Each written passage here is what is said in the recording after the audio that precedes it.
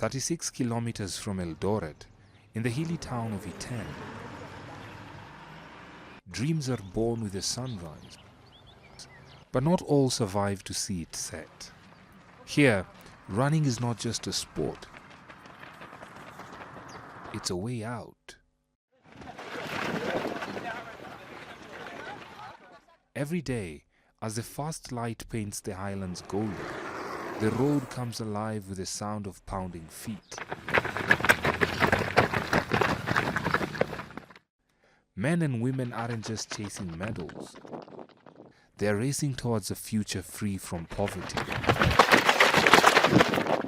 But for some, the road to victory is paved with challenges that go far beyond the finish line. For 37-year-old Alicent Ruto, running was once her life's passion. She spent her youth sprinting her way to the top, winning medals in Brazil, Morocco, and the Netherlands. Each one was a step closer to helping her family escape poverty. So kukimbia nilikuwa natarajia, obvious mtu akikimbia anatarajia apate pesa. Kupata pesa unapanga, ukishapata hiyo pesa ulikuwa unataka kufanya nini? So mimi kwangu kukimbia nilikuwa nakimbia nipate pesa. Nilikuwa niko na brothers wangu wenye walikuwa bado wako shule. So nilikuwa nataka nisaidia wasome. Kulikuwa na nyumbani pia nilikuwa nataka at least nichenge ama nibadilishe.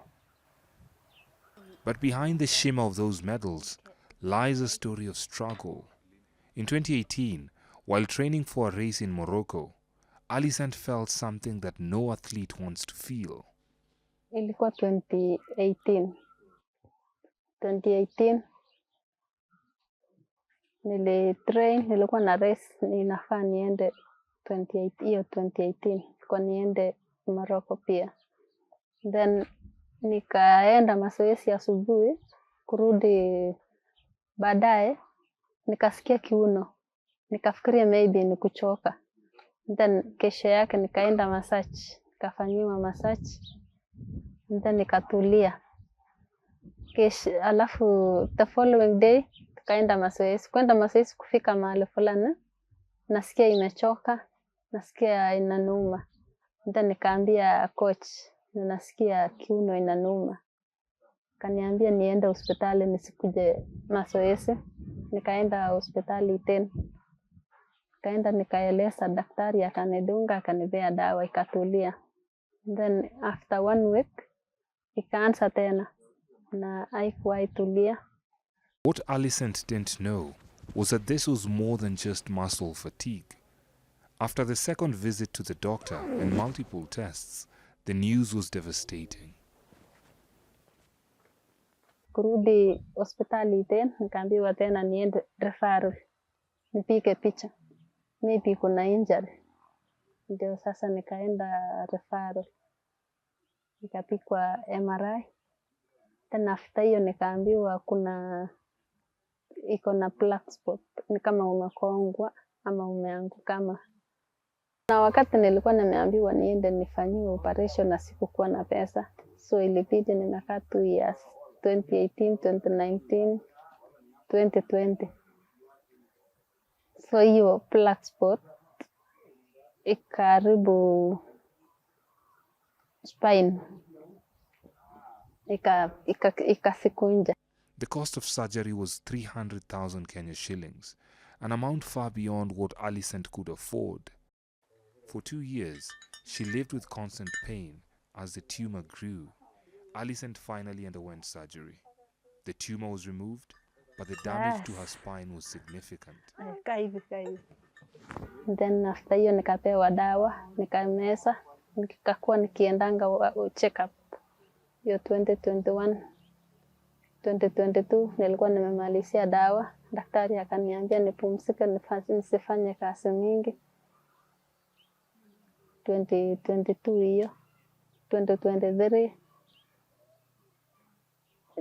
tangu siku hiyo tu nikaanza tu kupona. Sikuwa nasikia uchungu yeyote. Lakini kuinama nilikuwa nasikianga uchungu. Nikitembea sana kwa muda nasikia uchungu.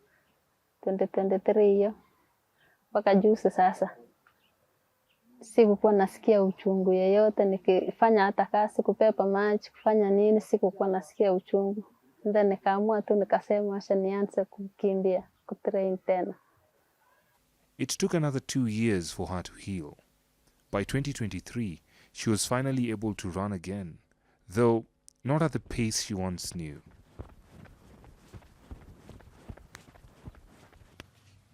For Leah Kusar, the story is all too familiar. Another athlete from Iten, Leah spent years running in international competitions. Hii ilikuwa ni India, China, ilikuwa number 2. Alafu hii ilikuwa ni Jiangsu, bado ni hiyo Taipei, bado ni China. Ilikuwa number 4. Alafu hii ilikuwa ni Europe 2016. Nilichukua number 1. Leah continued to race, placing second in a half marathon in India, but the pain didn't subside. It only worsened. 2016 yenye haikuwa inataka hata nikae chini hivi. Juu ilikuwa ni pain ya ilianzia huko chini. Alafu ikakuja hapa kwa muscle, alafu ikakuja hamstring, alafu ikakuja kwa hip. Alafu inashika na hapa ndani. Hii groin ya hapa ndani. So haikutaka hata kukaa chini. Ukikaa chini tena inakuwa uchungu. Ukitaka kuinama pia haitaki.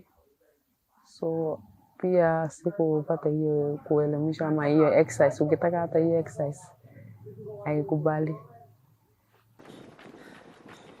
Leah's husband, Michael Kasitit, knows the struggle well.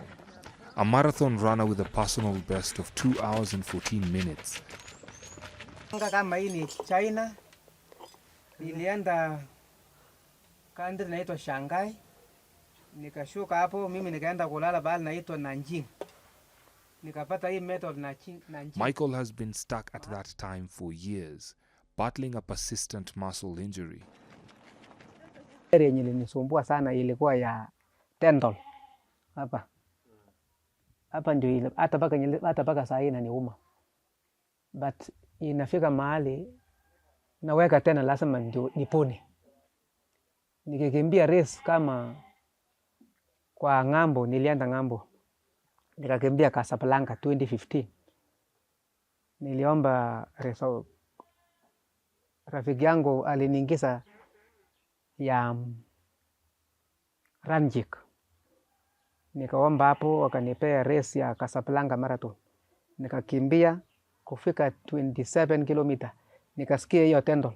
Ikakataa kuamuka. But nilingangana mpaka nikakuwa namba 4. So nashukuru. Hiyo ndio ilikuwa pesa yangu ya mwisho kushika.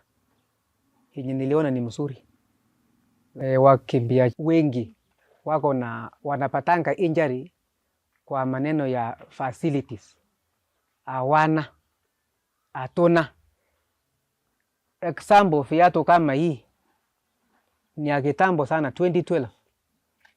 Hii viatu ya 2012 mpaka saa hii ukiona vile iko na bado mkimbiaji anatumia anakosaje kupata injury. Hii ni direct impact ya mwili ya mtu. So that is why tunatumia time mingi kukaa. Utapona saa ngapi na unatumia viatu kama hii? Hii ndio imetupea challenge sana. Ndio wakimbiaji wanapatanga injury ni viatu kama hii. So kama iko supporting, that's why unaona wenye wako kampuni management hawana injury because wako na pea tatu kama hii. Wana change after 3 months, wana change or 6 months wana change. Hasa from 2012 hii viatu imetumia mpaka saa hii una expect aje? It's not just the shoes. For many athletes in Iten, the conditions they train in add to their suffering. Coach Benson Madheka has seen it all. So one major cause, especially for a new athlete, is doing too much too soon. That will cause an injury. Maybe you are still weighing 60 kilos, but you still want to do what are 50. So somebody who has been doing this thing, who has experience, you want just to compete with him. That's doing too much too soon. Then there's the idea of bad roads, using bad roads. You can have everything, but you use this road with a rough road. Whenever they are doing the recarpeting of the roads, they just put a lot of stones on the roads. So you have to step on the stones. When you are running, you are just trying to escape stepping on those stones. And then thirdly, there is this idea of using wrong attire, shoes. Maybe using a worn-out shoes, or you are using a wrong type of shoes. Maybe mostly when you are doing a long run, you have to a well-cushioned shoes. But you'll see somebody using a shoes used for racing. We normally call them racing shoes. That's what causes injuries. And injury can occur anywhere in your body. Yeah? Anywhere. So long as you are using it to run. Even your hands can have injuries. They can be tired because you have not trained your hands. So when it comes to injuries, it's so frustrating. It's so stressful to an athlete. Very frustrating. Because maybe your expectation was to do something in 3 months. Then after that, you are injured. What next? You're frustrated, isn't it? Yeah. It becomes so too frustrated, too stressful. Even eating at times is a problem. For such a person, it's hard. Because in the first thing, you have to have money to go to see this physio, isn't it? The physio, maybe he will massage you for some time, then he tells you, this is beyond me. You know, to go and to do an X-ray or MRI. Can you afford it? Yeah. Or go to the next physio with more experience. That's a challenge. They are financial challenges. Or I can tell you, change your shoes. Go and buy this type of shoes. And you know that the best shoes is costing more than 10,000. Yeah? That's the best shoes now, which can be comfortable with. 10,000 a new pair of shoes. But you have got to use to second-hand shoes. How would you tell this person to go and buy a new shoes? And you know, the more you stay, the more you gain weight, which means you are going back to where you started from, isn't it? Yeah. That's the experience that I have. Finance is the biggest. Despite the injuries, the pain, and the financial struggles, these athletes keep going. For them, running is not just about crossing the finish line. It's about survival. The road to victory isn't always straight. It's marked by pain, setbacks, and uncertainty. But for these athletes, every step forward, no matter how painful, is a step closer to their dream. A dream they refuse to let go.